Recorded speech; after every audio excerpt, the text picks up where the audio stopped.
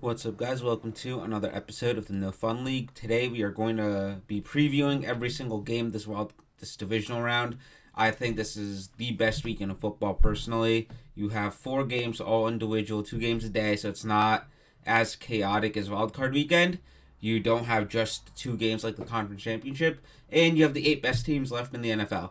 This is going to be great. I think, despite some of the spreads being very high, especially for Saturday's games, I think all of these games are going to be close. I think all of these games are going to be fun and entertaining to watch, and I am so excited for it. Starting off with the Chiefs-Texans game, it's going to be 20 degrees Fahrenheit at kickoff, according to PFF. 4:30 p.m. ABC and ESPN. The Houston Texans get stuck in the Saturday afternoon slot yet again. And once again, the other really cool thing about this particular divisional round weekend is that 3 of the 4 matchups happened previously this season. So the Chiefs and Texans did play each other about a month ago, and unfortunate for the Texans, they lost by 8, but there was a lot in that game that is different now. I think the Texans offense in particular was shell-shocked after Tank Dell got hurt, and I don't think they were able to recover from that, especially considering he was their best wide receiver in that game. He was getting open more consistently than Nico Collins because Nico Collins had Trent McDuffie on him for a lot of the game. We'll get into that matchup in a little bit. But when Tank Dell got hurt, I think CJ Stroud and the Houston offense as a whole, just mentally, game plan wise, it just did not work out for them after that. In spite of that, they still lost by just 8. It was still a 1-possession game. And I think they have all the confidence in the world going into Kansas City right now. And they truly believe they can shock the world, as they should. But on offense for Kansas City, Worthy, Hopkins, and Brown versus the Texans secondary is going to decide this game. If they can consistently get open or just pop open for a massive play at some point in this game, the Chiefs will easily win this football game.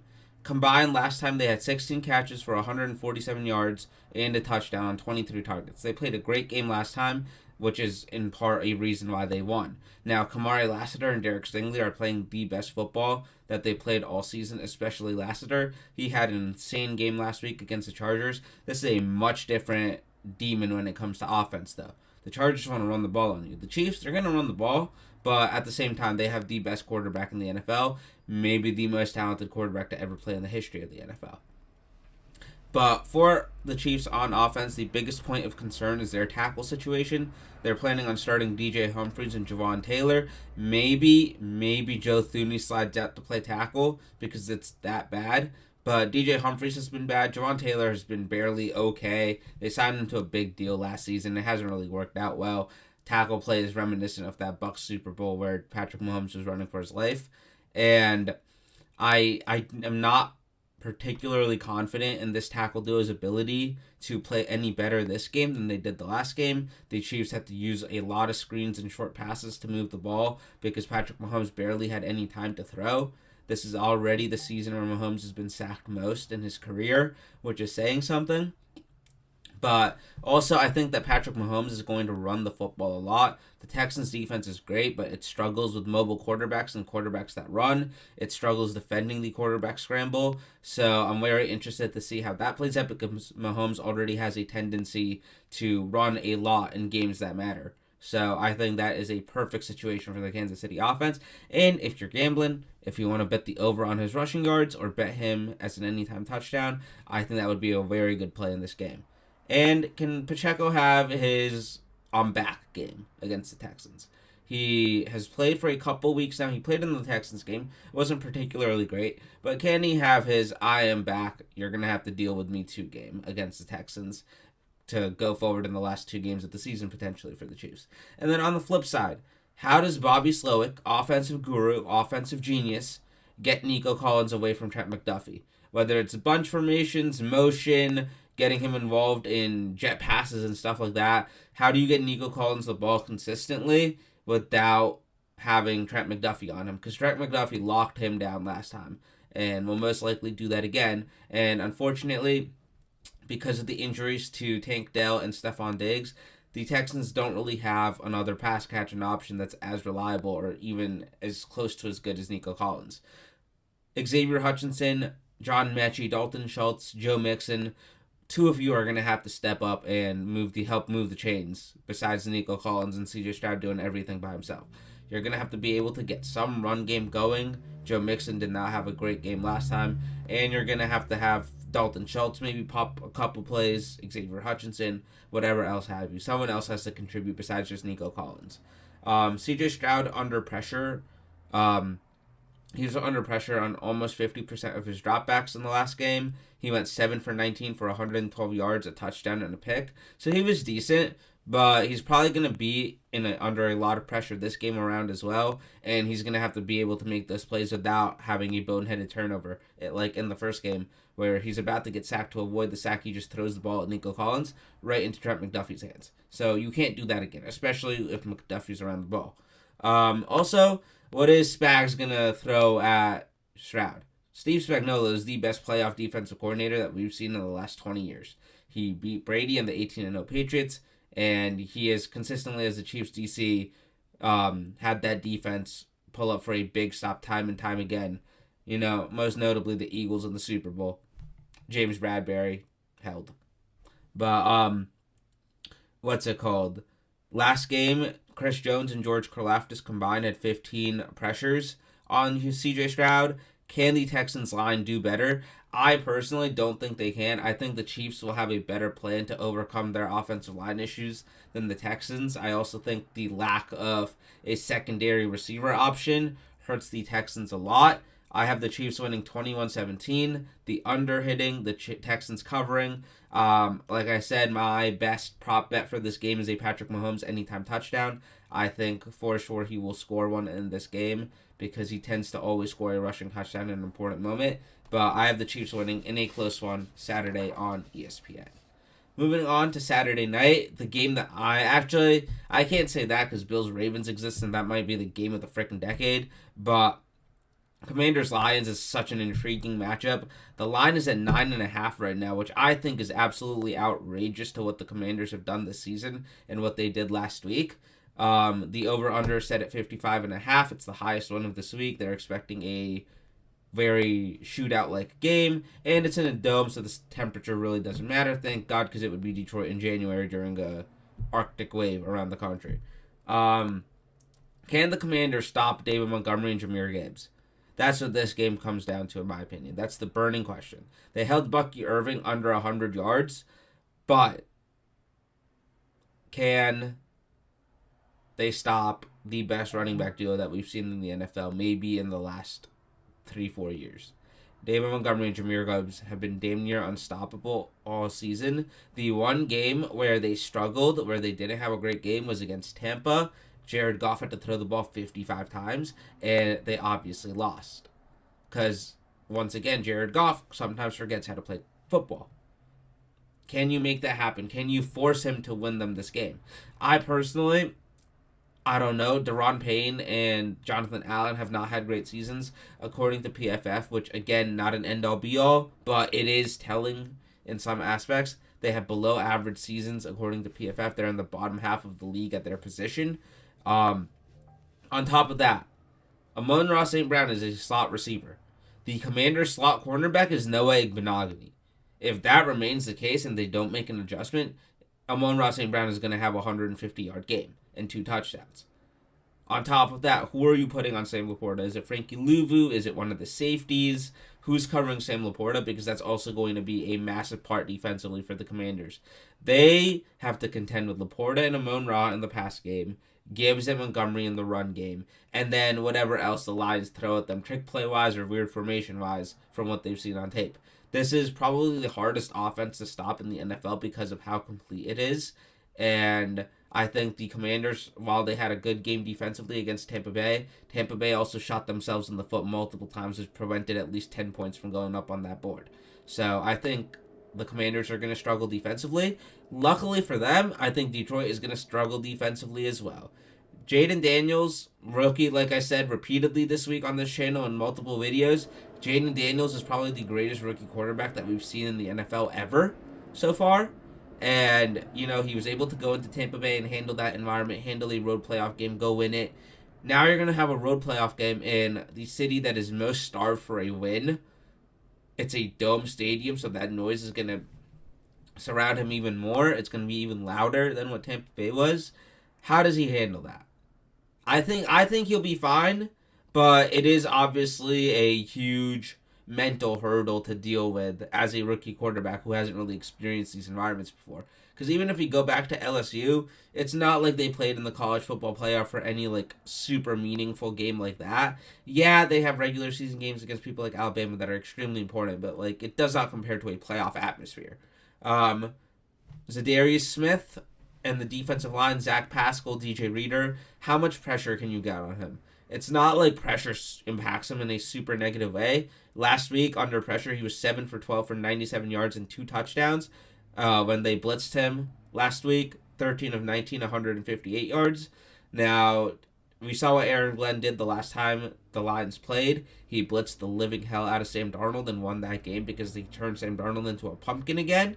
However, can he do that against Washington? Will that be a successful move against Washington, given how well Jaden Daniels played against the blitz? But the one thing that I think separates the Detroit defense right now, given all of their injuries, the safety duo of Brian Branch and Kirby Joseph. Kirby Joseph, number 1 graded safety on PFF, had a great season. He is a great player. He is a nasty player. It's kind of awesome watching him play football, unless it's against your team. Can they wreak havoc on this Commanders offense? Because Terrion Arnold, Amik Robertson, they played a great game against Minnesota. Can they do it against Terry McLaurin and Diami Brown, who had a great game last week? Can they do that again? And if that happens, then I think the 2 safeties are going to be responsible for how well Jaden Daniels is as a scrambler, how good he is out of the pocket on improvisational plays, because I think it falls on them as like the 2 biggest stars left on this defense right now to make those plays. And I think they'll be able to do it. I think one of them will have a game-changing play. That is one of my predictions. They'll also need to provide safety help on Terry McLaurin because I would not leave any corner one-on-one with him right now with the connection that him and Jaden Daniels have. Once again, I think this game will be very close. I have the Lions winning 31-24. The under hits by 1 point. I think if any game goes over, it'll be this one, especially because it's in a dome. The Commanders cover, and Jahmyr Gibbs anytime touchdown I think would be a solid bet if you were to gamble on this game. Moving on to Sunday slate, we have the Rams at the Eagles, 3 p.m. on NBC. It's going to be very cold, 29 degrees Fahrenheit, maybe a chance of snow. Maybe we get some snow football on Lincoln Financial Field. The Eagles are 6-point favorites. The over-under is 47.5. Another game that already happened earlier this season. It was a fairly close game for the most part, but the Eagles won. Saquon Barkley had an insane game, putting up 255 yards and 2 touchdowns. And I think so this will be the case with both quarterbacks in this game. Pressure. Pressure is the name of the game. Matt Stafford against the Eagles under pressure. 1 for 7 for 8 yards. Awful. When he was blitzed, 4 for 8 for 46 yards. What will Fangio do this time around? Is he going to blitz more because they were successful? Will they be able to get pressure with 4 guys like they were against Green Bay? I think even though the Rams have not lost half their offensive line like Green Bay did yet, I think that this Rams offensive line is not the best in the world. The Eagles defensive line is very good. I think they'll be able to get pressure. I think you use Oren Burks or Zach Bond as blitzers as well occasionally. Zach Bond is your end-all be-all. He is your black hole on defense. That man sucks everything up. He is phenomenal. He is playing great football. I would avoid him as much as possible in the pass game if I was Philly or if I was the Rams. Unless, Kyron Williams on him, something like that. It's great. Zone coverage would not throw the ball near him because he does make a play on the ball very successfully. But also Fangio, how are you going to cover Kupp and Nacua? Last game against you, they put up 17 catches, 177 yards, and a touchdown combined. What are we doing this time around? Cooper DeJean, Quinyon Mitchell, are they going to be matched up on them perfectly and follow them? Or are you going to have to use your slot corner? What are you going to do? Darius Slay, I would not put him against Puka Nacua in a lot of matchups because I don't think that ends well for you. In my personal opinion, I'd have Quinyon follow Puka. I'd let Cooper Kupp beat me if he does. But Matthew Stafford is going to need to play another vintage game. I said this last week too. Matt Stafford needs to have a vintage Stafford game and they'll have a shot to win. And that's what happened. This time around, he's going to need to play probably like a top 10 game of his career to give them a shot at beating this Philly team. Because I think defensively, the Rams will have a lot of issues. Offensive line, can you give him time to throw? That has been up and down this season. They have been inconsistent. And then Kyron Williams, he had a decent game last time against Philly. Can he do the same thing again? I think, personally, even with the Nakobe Dean injury, I think that'll be a really impactful loss for this Philly defense. I think they won't have trouble stopping the Rams. I think Stafford will give them a turnover or two. I think they'll be able to lock down on the receivers more because the corners are, quite frankly, playing better than they did last time around. And offensively, I think they'll be able to limit how much Jalen Hurts has to do, which is the key to winning for them.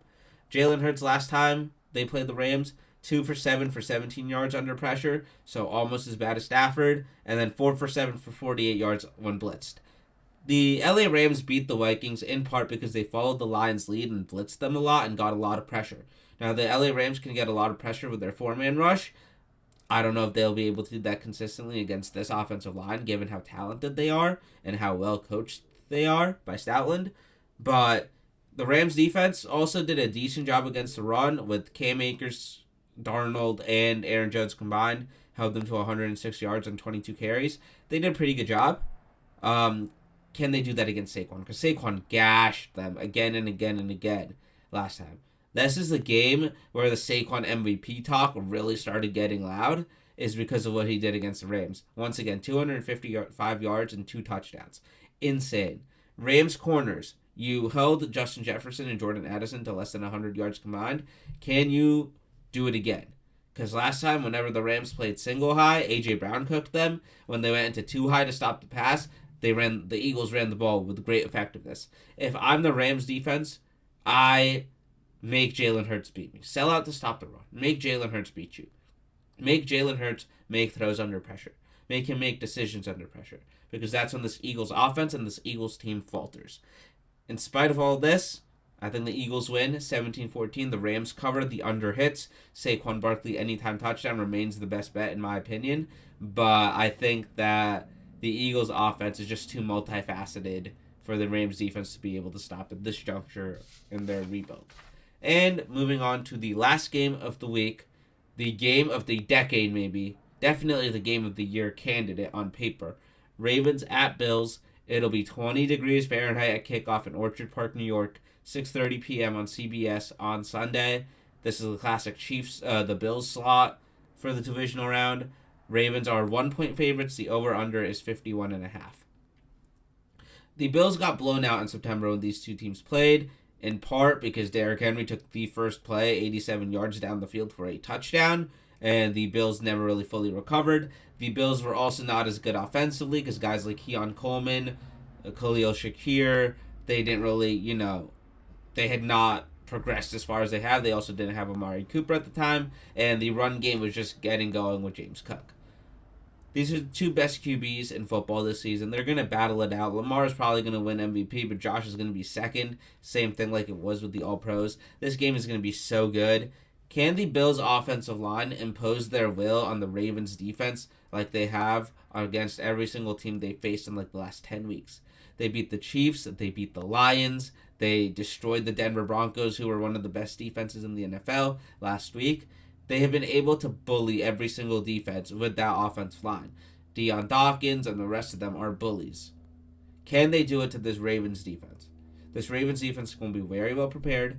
This Ravens defense is going to stop the run first. They've been very good at stopping the run. Can James Cook cook? Once again, we've talked about this a lot on the channel. And more importantly, Josh Allen has avoided turnovers all season. That's part of the reason why he's an MVP favorite. However, in a big game with a lot on the line, your season on the line, at home, it's going to be an intense atmosphere. Can he keep doing that? Can he avoid the big mistake that we've seen from him time and time again in the playoffs? And then, how many design runs are we going to see for Josh Allen? Because that also ramps up when the games get more important, when the games get more intense, when the defenses get better, because that's your big X factor, is Josh Allen running the ball, because it's very hard to tackle him.